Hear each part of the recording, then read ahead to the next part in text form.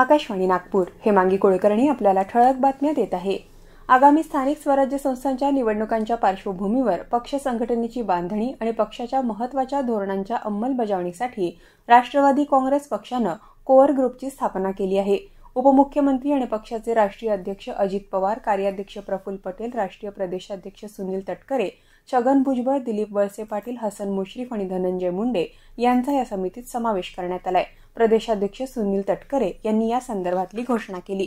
महाराष्ट्र प्रदेश काँग्रेस कमिटीचे नवनियुक्त अध्यक्ष हर्षवर्धन सपकाळ मंगळवारी 18 फेब्रुवारी रोजी दुपारी 12 वाजता काँग्रेस पक्षाच्या ज्येष्ठ नेत्यांच्या उपस्थितीत प्रदेश काँग्रेसचे मुख्यालय टिळक भवन दादर इथं आयोजित सोहळ्यात पदग्रहण करणार आहे।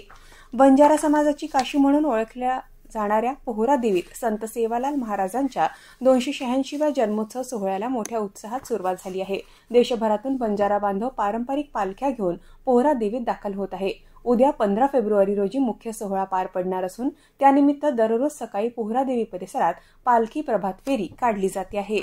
पर्यावरण संतुलन राखणं ही काळाची गरज असल्याचं प्रतिपादन नीरी संस्थेतील मुख्य शास्त्रज्ञ डॉक्टर नितीन लाभशेटवार यांनी केलं। राष्ट्रसंत तुकडोजी महाराज नागपूर विद्यापीठाच्या पदव्युत्तर समाजशास्त्र विभागात डॉक्टर अनंत आणि लता लाभशेटवार व्याख्यानमाला पार पडली त्यावेळी ते बोलत होते। विदर्भ वैधानिक विकास महामंडळाचे माजी अध्यक्ष आणि मूर्तिजापूर विधानसभा मतदारसंघाचे माजी आमदार तुकाराम बिडकर यांच्या निधनामुळे एक लोकनेता आणि विदर्भातील सक्षम नेतृत्व हरपलं आहे।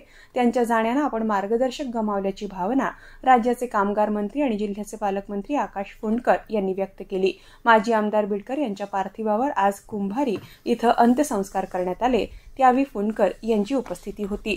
बनावट प्रमाणपत्र देऊन आरक्षणाचा लाभ घेतल्याप्रकरणी IAS प्रशिक्षणार्थी पूजा खेडकरला सर्वोच्च न्यायालयाने येत्या 17 मार्चपर्यंत दिलासा दिलाय। या काळात तपासाला सहकार्य द्यावं असं न्यायमूर्ती BV नागरत्ना आणि न्यायमूर्ती सतीश चंद्र शर्मा यांच्या पीठानं बजावलं आहे। हिंदवी स्वराज्याचे संस्थापक छत्रपती शिवाजी महाराज यांची 395वी जयंती बुधवारी 19 फेब्रुवारी रोजी साजरी केली जाणार आहे। केंद्र आणि राज्य शासनाकडून प्राप्त निर्देशांच्या अनुषंगानं मनपा मुख्यालय सिव्हिल लाईन्स इथून सकाळी 7 वाजता शहरात जय शिवाजी जय भारत पदयात्रा काढण्यात येणार आहे। छत्रपती शिवाजी महाराज जयंतीच्या तयारीचा मनपा आयुक्त आणि प्रशासक डॉक्टर अभिजित चौधरी यांनी आज आढावा घेतला।